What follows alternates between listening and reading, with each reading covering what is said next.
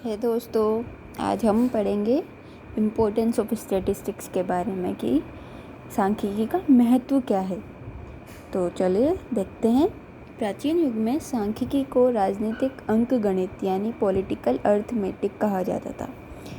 देखो क्या बात है कि प्राचीन युग में स्टेट नाम का कोई शब्द नहीं था। उस टाइम इसको क्या बोला जाता था? पॉलिटिकल अर्थमेटिक, राजनीतिक अंकगणित, क्योंकि उस समय इसकी उपयोगिता राज्य तक ही सीमित थी, क्योंकि जो लिमिट थी उसकी सिर्फ राज्य तक ही थी। परंतु सभ्यता के विकास के साथ साथ इस विज्ञान का क्षेत्र भी बढ़ता गया और आजकल सामाजिक और प्राकृतिक सभी विज्ञानों की विभिन्न समस्याओं के तर्कपूर्ण विवेचन में सांख्यिकी का अत्यंत महत्वपूर्ण योगदान है।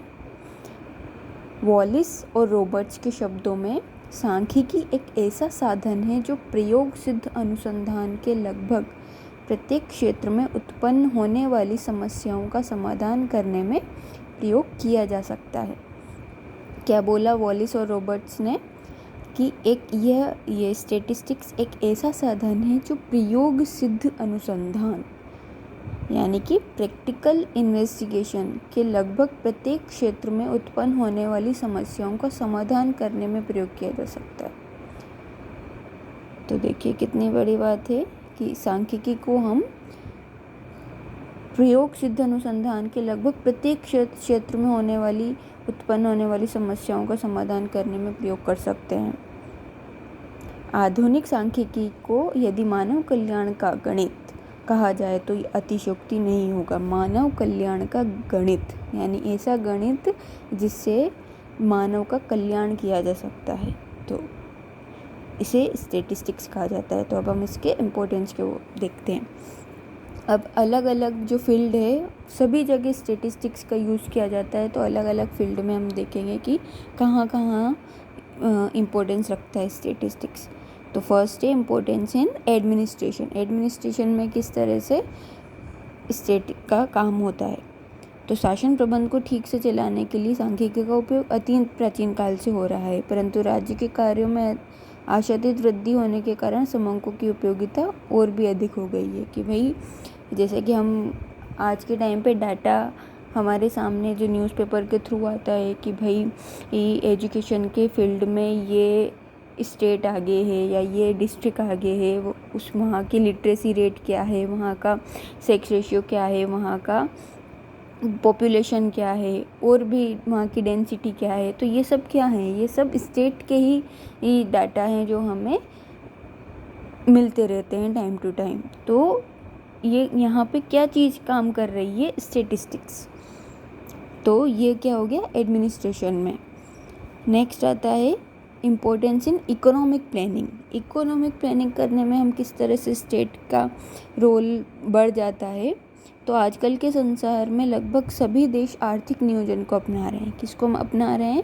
इकोनॉमिकल प्लानिंग को अपना रहे हैं। नियोजन आजकल का व्यवस्थित क्रम है और समंकों के बिना नियोजन की कल्पना भी नहीं की जा सकती। कि भाई हम प्लानिंग कर रहे हैं और हम जो अभी से पहले वाले पिछले डाटा को देखे ही नहीं, पिछली समंकों को देखे ही नहीं, तो ये एक तरह से आज के टाइम पे बेवकूफ़ी होगा। क्योंकि जब तक हम पिछला रिकॉर्ड नहीं देखेंगे तो हम आने वाले टाइम के लिए प्लानिंग नहीं कर सकते।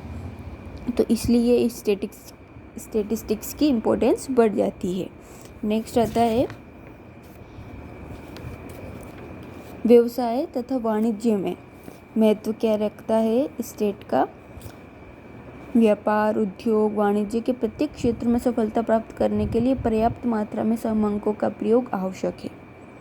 व्यापारी को उपयुक्त समंकों के आधार पर ही वस्तु की मांग का अनुमान लगाना पड़ता है। कि भाई लास्ट सीज़न की डिमांड क्या थी इस पर्टिकुलर प्रोडक्ट की, कस्टमर के बीच में मांग का पूर्वानुमान लगाते समय उसे ऋतुकालीन परिवर्तनों की भाई सीज़न में के अकॉर्डिंग क्या क्या चेंजेस आ रहे हैं, व्यापार चक्रों, ग्राहकों की अभिरुचि, रीति रिवाज, जीवन स्तर, द्रव्य की क्रय शक्ति आदि के यथेष्ट आंकड़ों को ध्यान में रखना पड़ता है, अन्यथा अनुमान गलत हो सकता है। तो हम देख सकते हैं कि भाई व्यापार और वाणिज्य के क्षेत्र में भी स्टैटिस्टिक्स का एक बहुत बड़ा रोल हो जाता है, इम्पोर्टेंस हो जाती है। नेक्स्ट आता है इम्पोर्टेंस इन इकोनॉमिक्स। इको में स्टेट की क्या इम्पोर्टेंस है? या लुनचाओ के अनुसार अर्थशास्त्री आर्थिक समूह जैसे सकल राष्ट्रीय उत्पाद यानी कि gross GDP, gross domestic product, उपभोग, बचत, विनियोग, व्यय और मुद्रा के मूल्य में होने वाले परिवर्तनों के मापन के लिए समंकों पर निर्भर रहते हैं। वे आर्थिक सिद्धांतों का सत्यापन करने तथा परिकल्पनाओं की जांच करने के लिए भी सांख्यिकी विधि का प्रयोग करते हैं। देखो, तो इको से रिलेटेड हमारे जो टॉपिक्स होते हैं जैसे like demand and supply, GDP हो गया, हमारा जो कंजम्पशन है वो कितना हो रहा है, हमारी सेविंग्स कितनी हो रही है, हमारे इन्वेस्टमेंट क्या है, एक्सपेंडिचर क्या है, मनी की वैल्यू क्या है, तो ये सब चीज़ें इको में आती हैं। तो उससे इन चीज़ों का स्टैटिस्टिकल फॉर्म में किस तरह से यूज़ होता है, तो वे आर्थिक सिद्धांतों का सत्यापन करने तथा परिकल्पनाओं की जांच करने के लिए भी सांख्यिकी विधि का प्रयोग करते हैं। तो ये जो सारे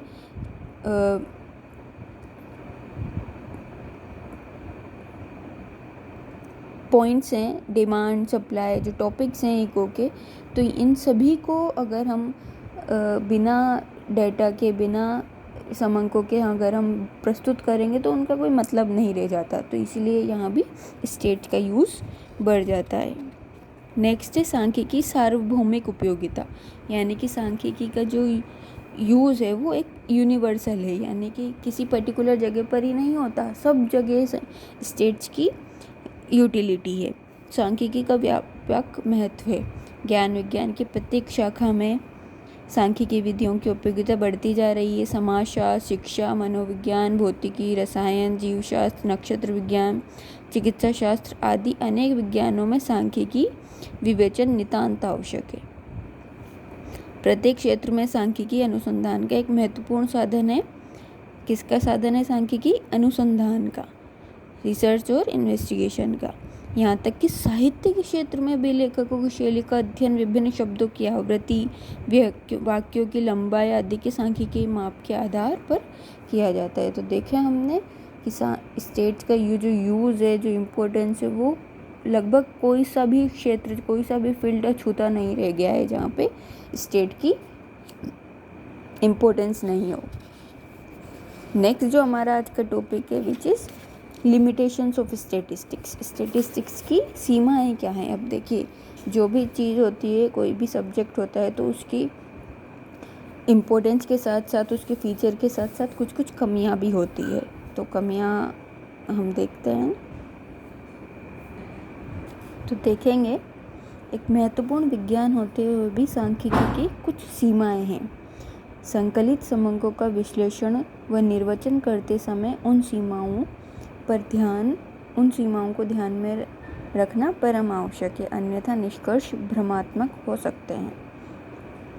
न्यूज़ होम के शब्दों में सांख्यिकी को अनुसंधान का एक अत्यंत मूल्यवान साधन समझना चाहिए, परंतु इसकी कुछ गंभीर सीमाएं हैं जिन्हें दूर किया जाना संभव ही नहीं है, और इसलिए इन पर हमें सावधानी से विचार करना चाहिए। तो देखें क्या क्या लिमिटेशंस हैं स्टैटिस्टिक्स की। सांख्यिकी केवल संख्यात्मक तथ्यों का ही अध्ययन करती है, गुणात्मक तथ्यों का नहीं। तो ये एक बहुत विशेष इसकी समस्या है, सीमा है, कि यहाँ पे सिर्फ जो क्वांटिटेटिव जो मेज़र हैं उन्हीं का अध्ययन किया जाता है, क्वालिटेटिव का अध्ययन नहीं किया जाता, उनको ध्यान में नहीं रखा जाता। क्वालिटेटिव का ध्यान में नहीं रखा जाता, क्वांटिटेटिव का रखा जाता है ओनली। नेक्स्ट इसकी जो लिमिटेशन है, सांख्यिकी समूह का अध्ययन करती है, व्यक्तिगत इकाइयों को महत्व नहीं देती। तो देखिए कितनी बड़ी समस्या है कि ये ग्रुप का अध्ययन करती है, व्यक्तिगत इकाइयों को महत्व नहीं देती। सांख्यिकी रीति किसी समस्या के अध्ययन की एकमात्र रीति नहीं है। सांख्यिकी रीति किसी समस्या के अध्ययन की एकमात्र रीति नहीं है। क्या मतलब है इसका? क्रॉक्सटन एंड काउडेन के अनुसार यह नहीं मान लेना चाहिए कि सांख्यिकीय रीति ही अनुसंधान कार्य में प्रयोग की जाने वाली एकमात्र रीति है। नहीं, इस रीति को प्रत्येक प्रकार की समस्या का सर्वोत्तम हल समझना चाहिए। यानी कि और भी बहुत सारी रीतियाँ हैं जिससे प्रॉब्लम सॉल्व की जा सकती है। नेक्स्ट आता है, सांख्यिकी के निष्कर्ष भ्रामक हो सकते हैं यदि उनका विश्लेषण बिना संदर्भ के किया जाए। यानी कि रेफरेंस देना यहाँ पे बहुत ज़रूरी है। अगर बिना रेफरेंस के अगर हम कोई इन्वेस्टिगेशन करते हैं तो उसका रिज़ल्ट क्या हो सकते हैं, बहुत ही भ्रामक हो सकते हैं। नेक्स्ट है, सांख्यिकी नियम केवल औसत रूप से और दीर्घकालीन काल में ही सत्य होते हैं। यानी कि अगर हम शॉर्ट टर्म की बात करें या हम कोई पर्टिकुलर रिज़ल्ट की बात करें तो वहाँ पे हो सकता है कि जो रिज़ल्ट है वो निकल कर ना आए। तो इसीलिए सांख्यिकी नियम केवल औसत रूप से यानी कि एक पूरे ग्रुप पर अप्लाई होते हैं और दीर्घकाल में ही सत्य होते हैं, शॉर्ट टर्म में सत्य नहीं होते। नेक्स्ट है, समंकों में एकरूपता तथा सजातीयता होनी चाहिए। सांख्यिकी की विशेषता होने के लिए समंकों को कैसा होना चाहिए, एक रूप होना चाहिए। यानी कि वो होमोजीनियस होने चाहिए, हेट्रोजीनियस नहीं होने चाहिए। सांख्यिकी का उचित प्रयोग केवल विशेषज्ञ ही कर सकते हैं। यानी कि अगर हम कहें कि कोई भी व्यक्ति सांख्यिकी का उचित प्रयोग कर सकता है तो ये गलत है। सांख्यिकी का उपयोग करने के लिए आपको एक विशेषज्ञ ही होना पड़ेगा। यानी कि आपको कोई पर्टिकुलर किसी फील्ड में, आप इस फील्ड में आपको एक्सपर्ट होना पड़ेगा, तभी आप इसका उचित प्रयोग कर सकते हो, अन्यथा नहीं। तो ये थी आज की वीडियो दोस्तों। आई होप आपको वीडियो पसंद आई होगी। Thank you so much.